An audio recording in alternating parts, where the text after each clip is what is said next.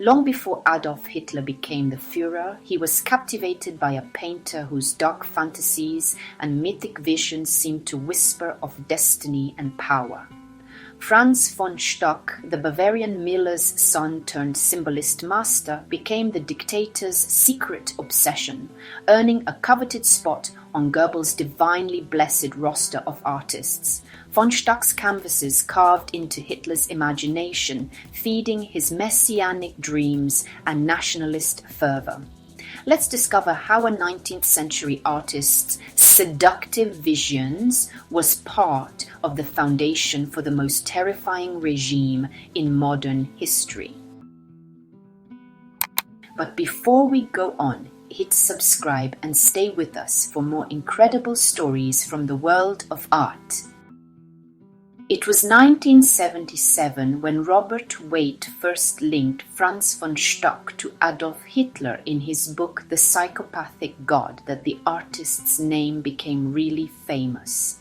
Yet their lives never truly overlapped. Von Stuck died in 1928 and Hitler rose to power years later. Still, in The Psychopathic God, Waite points out that Hitler kept reproductions of von Stuck's canvases as a young man, and in 1944, Joseph Goebbels placed von Stuck on the Gottbegnadeten-Liste, the list of God-blessed artists deemed vital to the Third Reich. How could a painter of mythic fantasies and sensual nightmares become the dictator's touchstone? To answer that, we must trace von Stuck's life path from a Bavarian miller's son to symbolist visionary and uncover the dark allure in his work that spoke so powerfully to Hitler's ambitions.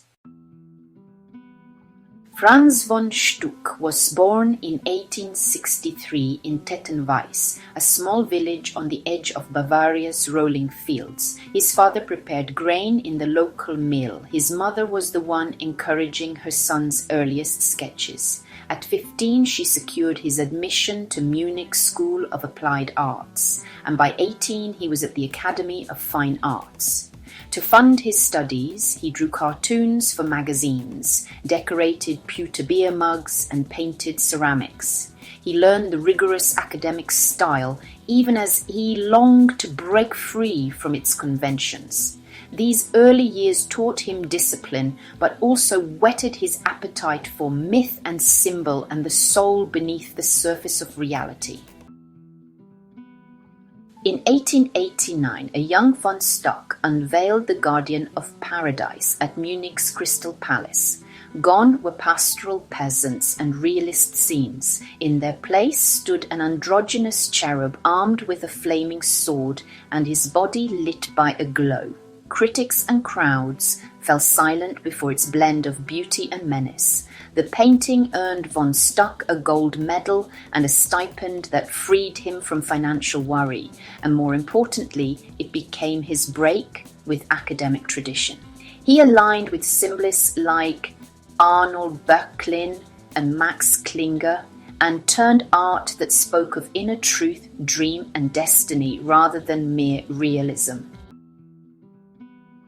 4 years later, von Stuck painted The Sin. This work became his signature piece. A pale nude woman emerges from darkness, her torso bathed in spectral light. A massive serpent coils around her hips, its head resting ominously on her chest. Eve reimagined as seductress and sinner.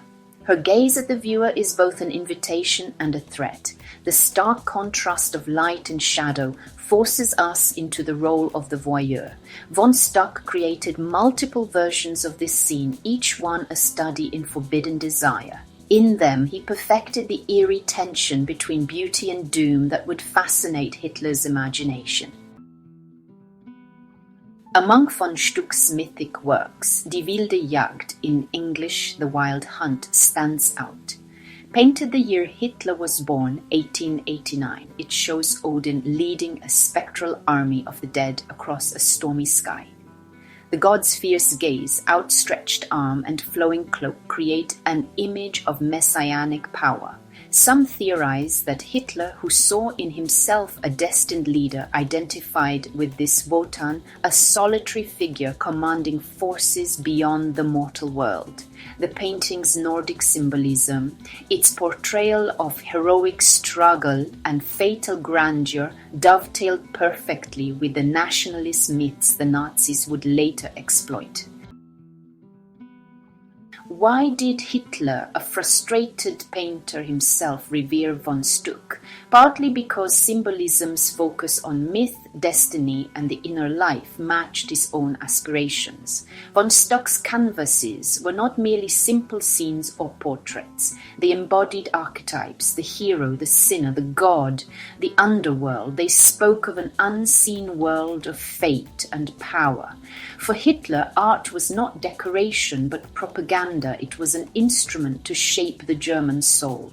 Von Stuck's images of Germanic gods and seductive dangers helped forge the narrative of heroic struggle and racial destiny. Even the sin, with its erotic subtext, could be recast as a warning against moral decay.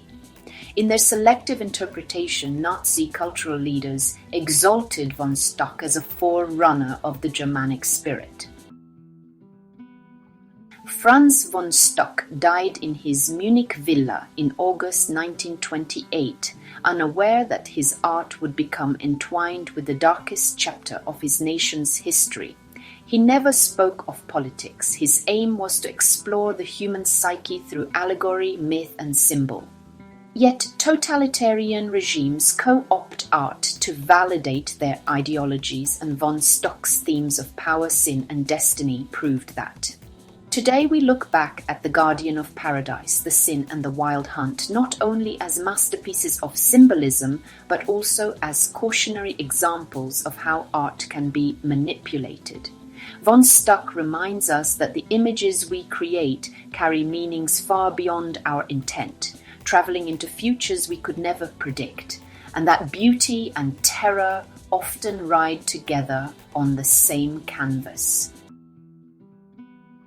If you enjoy discovering game-changing artists and fascinating art stories, you should subscribe, because more art discoveries are on the way that you don't want to miss. Thank you for watching.